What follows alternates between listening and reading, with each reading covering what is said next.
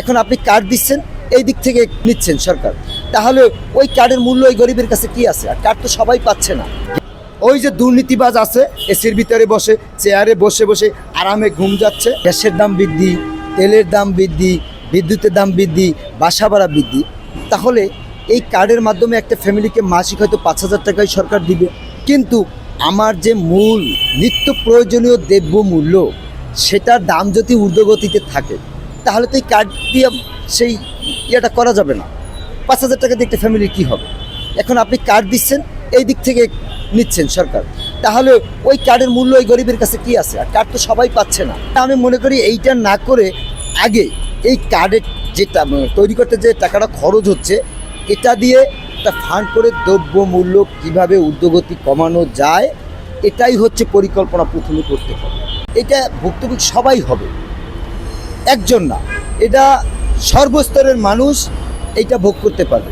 এখন আপনি একটা কার্ড দিলেন, সে কার্ডের পিছনেও ব্যয়বহুল খরচ। এইটা হচ্ছে এই কার্ডটা পাবে এখন কারা?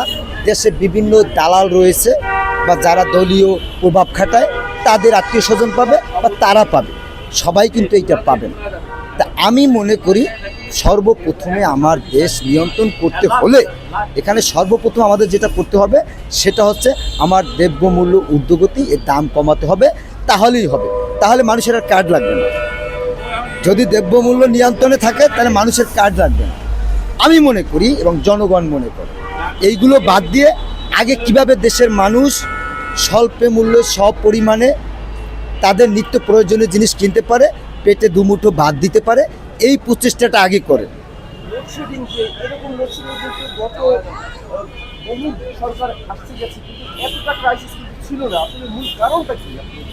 এর মূল কারণটা হচ্ছে, দেখেন এখানে এই যে বিদ্যুৎ যে উৎপাদন করতে কিন্তু ব্যয়বহুল খরচ, এখন বর্তমানে তো দেশে সেই সমপরিমাণ অর্থ নাই। এখানে আরেকটা জিনিস আছে যেটা আমরা বাকিতে কিনি বা সমঝোতায় কিনি, বিভিন্ন রাষ্ট্র থেকে আমরা এই বিদ্যুৎ তৈরি করতে যে আমাদের সরঞ্জাম লাগে সেগুলো আমরা আনি। এখন দেখা যাচ্ছে ডক্টর ইউনূস সাহেব সে কী করে গেছে, আমেরিকার সাথে যে চুক্তিটা করে গেছে বাধ্যতামূলক। এখন এখানে ইরান, রাশিয়া, চীন রয়েছে, এই চুক্তির কারণেই কিন্তু তারা আমাদের সেই সুযোগ সুবিধাটা দিচ্ছে না। তাহলে আমি মনে করি এর প্রভাবটাও কিন্তু বাংলাদেশে এইভাবেই পড়ছে। তা এই চুক্তি থেকেও আমাদের, এই দেশ বিরোধী চুক্তি থেকে আমাদের বেরিয়ে আসতে হবে। সরকার যদি এই চুক্তি বাস্তবায়ন করে বা করার চেষ্টা করে তাহলে এই বাংলাদেশে আর একটা ধস নেমে আসবে। কালকে আমরা একটা রিপোর্টে দেখলাম যে এত তেল সংকট, কিছু বিপিসি তেল রাখার জায়গা পাচ্ছে না, এত তেল এই সংকটটা উপরে দেশের বাইরে থেকে আসছে, সংশোধন হচ্ছে, কিন্তু এরপরও ওই যে তেলের সিরিয়াল লম্বা লাইন, অথচ সরকার কিন্তু এই তেল রাখার জায়গা পাচ্ছে না। আবার বেসরকারি কিছু কোম্পানি অভিযোগ করছে সরকার তাদের কাছ থেকে তেল নিচ্ছে না, মানে রাখবার জায়গা নেই। আসলে এই বিষয়টা কেমন দেখছেন? আসলে দেখেন, আমরা বরাবর বলে আসছি শেখ হাসিনার আমলে যখন সরকার ছিল তখনও সিন্ডিকেট, এখনও কিন্তু সিন্ডিকেট হচ্ছে। এখনও যারা হাজার হাজার কোটি টাকা ইনভেস্ট করে তারা এক এক সরকারকে পতন ঘটায় ইনভেস্টের মাধ্যমে, ঠিক আছে, তখন কিন্তু ওই খরচটা তারা উঠিয়ে নেয় এই সিন্ডিকেটের মাধ্যমে। তা দেশে কিন্তু এখনও সিন্ডিকেট আছে, সেই সিন্ডিকেটগুলো কারা সেগুলো চিহ্নিত হচ্ছে না। দেখা যাচ্ছে কোনো সরকার যদি ক্ষমতায় থাকে তার যে বিরোধীরা যারা থাকে তারা কিন্তু এই সিন্ডিকেটটা তৈরি করে। এক হচ্ছে সরকারেরও দুর্নাম হয়, জনগণের দুর্ভোগ হয় এবং রাষ্ট্রের ক্ষতি হয়, এবং তারা এই সিন্ডিকেটের মাধ্যমে এই সংকট দেখিয়ে দামটাও বৃদ্ধি নেয়, ডাবল করে দেয়। এই দুর্ভোগটা কিন্তু সর্বোপরি জনগণ, আমাদের দেশের মানুষের। তো এর থেকে মুক্তি হতে হলে এই সিন্ডিকেট কারা তাদেরকে চিহ্নিত করতে হবে, তাদেরকে আইনের আওতা আনতে হবে। এখন দেশে তো আইনের শাসন নাই। দেখা যাচ্ছে যার টাকা আছে সে টাকার বিনিময়ে সে ওই আইনের শাসনে অবজ্ঞা করে, সে বেরিয়ে আসে। কিন্তু গরিব দুঃখী মানুষের জন্য ঠিকই আইন আছে, তার জন্য জেল আছে, তার জন্য জুলুম আছে। কিন্তু যারা টাকা আছে, যারা প্রভাবশালী, তাদের জন্য আইনের কোনো শাসন নাই। আমি মনে করি এই আইনের শাসন শুধু গরিবের বেলায় ব্যবহার হয়।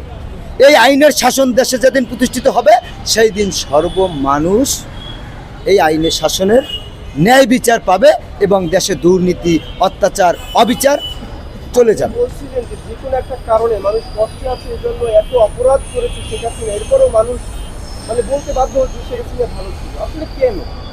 আসলে দেখেন, শেখ হাসিনা কিন্তু এই দেশের জন্য অনেক কিছু করে গেছে। হ্যাঁ, আমাদের ট্যাক্সের টাকা, জনগণের টাকা, এটা ঠিক, কিন্তু এটা প্ল্যান আছে। যেমন তারেক রহমান সাহেব সে বলেছে আই হ্যাভ এ প্ল্যান, কিন্তু শেখ হাসিনাও কিন্তু ওইভাবে প্ল্যান করেছে। সেই প্ল্যানটা করেছে জনগণের স্বার্থে, জনগণের জন্য, দেশের জন্য। আজকে দেখেন পদ্মা সেতু, মেট্রো রেল, বঙ্গবন্ধু টানেল, এই পদ্মা সেতু দিয়ে আপনি দেখেন, আগে কিন্তু আমাদের এই যে দক্ষিণবঙ্গে যারা ছিল, একটা লাশ এই ঢাকা থেকে নিয়ে যেতে হলে সর্বনিম্ন 3 দিন সময় লাগতো।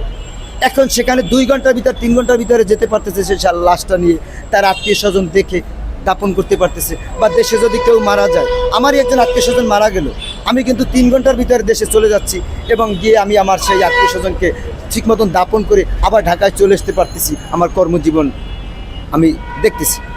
এইভাবে প্ল্যান থাকতে হবে দেশের জন্য। আর আজকে আমরা দেখছি যে কিছু কিছু মানুষ প্ল্যান করছে, এই যে ডক্টর ইউনূস সাহেব দেশে আসছে, দেশকে সিঙ্গাপুর বানাবে, আমেরিকা বানাবে, উন্নত জাতি হিসেবে আমাদেরকে তৈরি করবে। সেখানে আমরা কি দেখলাম? 5ই আগস্টের পরে সবচেয়ে একটা নিকৃষ্ট এই 18 মাস শাসন চলেছে, যেখানে আইনের কোনো শাসন ছিল না, মব ছিল, দুর্নীতি ছিল। এই 5ই আগস্টে যে যেখান থেকে পারছে দুর্নীতি করে টাকা কামিয়েছে, কিন্তু সাধারণ মানুষ পারে না। এর ভুক্তভোগী সাধারণ মানুষ। তা আজ শেখ হাসিনা যে ভালো ছিল এটা মানুষ বলে কেন? তখন দেশে গুম ছিল 2-1টা, যে অন্যায় করেছে তারে নিয়ে আটকাইয়ে মারছে, কাটছে, ঠিক আছে, কিন্তু সাধারণ মানুষ শান্তিতে ছিল। এই দেশে মনে করেন যে তখন রাস্তায় এরকম দর্শন হয় নাই, রাস্তায় একজনের রক্ষাইতে দেয় নাই, রাস্তায় একজনকে মারে নাই। শেখ হাসিনা সে একজন মহিলা মানুষ হয়ে দেশটাকে যেভাবে কন্ট্রোলে রেখেছে, সেই জন্যই কিন্তু এখন সাধারণ মানুষ বলতেছে। তখন মানুষ না খেয়ে ছিল না, তখন এখন সাধারণ মানুষ চিন্তা করতেছে, হায় হায়, দেশে বিদ্যুৎ নাই, দেশে তেল নাই, সামনে কি হবে, আমাদের সামনে কি করব। আর আমরা তো দেখতেই আছি আগামী দিনের ভবিষ্যৎ বাঙালি জাতির জন্য খারাপ। সেই ঘটনাটা ইউনূস ঘটাই দিয়ে গেছে। যেমন আমেরিকার সাথে যে অবৈধ চুক্তিগুলো করছে, এর ভিতরে রয়েছে সবচাইতে আমাদের দেশে যে কৃষি খাত। এই কৃষি খাত, আমার যদি কৃষি উৎপাদন না হয় তাহলে আমরা খাবো কি? আমার ধান উৎপাদন করতে গেলে যাইতে হলে আমাদের কৃষকদের ছাড় দিতে হবে। কৃষকদের যে ইয়াটা আছে, সরঞ্জাম আছে, তার দাম কমাতে হবে, সারের দাম কমাতে হবে, তেলের দাম কমাতে হবে। এখন ওই তেলের সাথে কিন্তু কৃষকের উৎপাদনের যে মূল ইয়াটা জড়িত। যেমন আপনি দেখেন, ট্রাক্টর দিয়ে যদি আপনি জমি চাষ করতে যায়, সেখানে তেলের দরকার। এখন সে যদি ওই তেলের দাম বৃদ্ধি থাকে, তাহলে কৃষক কীভাবে চাষ করবে? যদি কীটনাশকের দাম বৃদ্ধি থাকে, কৃষক কীভাবে চাষ করবে? যদি মনে করেন আপনার এই বিদ্যুৎ না থাকে, সে কীভাবে সেচ দিয়ে পানি দিবে? এখানে কিন্তু জড়িত। আর এই কৃষক যদি উৎপাদন না করে, তাইলে আমরা কি খাবো? তাইলে আমরা বড়রা কি করি? আগে কৃষককে মারি, তারপরে আমাদের চিন্তা আমরা করি। আমরা এসি রুমে থাকি, আমরাও গাড়িতে চড়ি, আমাদের 5তলা বাড়ি, কিন্তু ওই গরিব কিন্তু মরে। ওই কিন্তু আমার পেট বাঁচায়, আমারে বাঁচায়, কিন্তু আগে সেই গরিবই আমরা মারি। এটা থেকে বেরিয়ে এসে আগে গরিবের দিকে, কৃষকের দিকে, শ্রমজীবী মানুষের দিকে নজর দিতে হবে। তারা কিভাবে ভালো থাকে, তারা কিভাবে উৎপাদন করতে হবে, এই উৎপাদন বৃদ্ধি করতে হবে।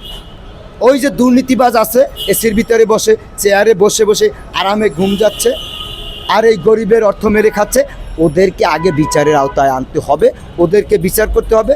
আপনি দেখেন, যদি কোনো সরকারি কর্মচারী দুর্নীতি করে, তার সেই দুর্নীতি ধরে সাথে সাথে তাকে ওইখান থেকে বরখাস্ত করে দেন, চাকরি থেকে আউট করে দেন, আরও 5 জন দেখে শিখবে। কিন্তু সেটা না করে কি করি? তাকে আমরা ট্রান্সফার করি। আরে ভাই, তার তো চেয়ার ঠিকই আছে, সে এই চেয়ার থেকে ওই চেয়ারে, মানে কি হয়েছে, এই চেয়ারের ময়লা ওই চেয়ারেও ছড়াই দিছে। আগে আগে আগে কি করতে হবে? আগে এদেরকে একদম পরিপূর্ণ বহিষ্কার নয়, চাকরি থেকে আউট করে দিতে হবে।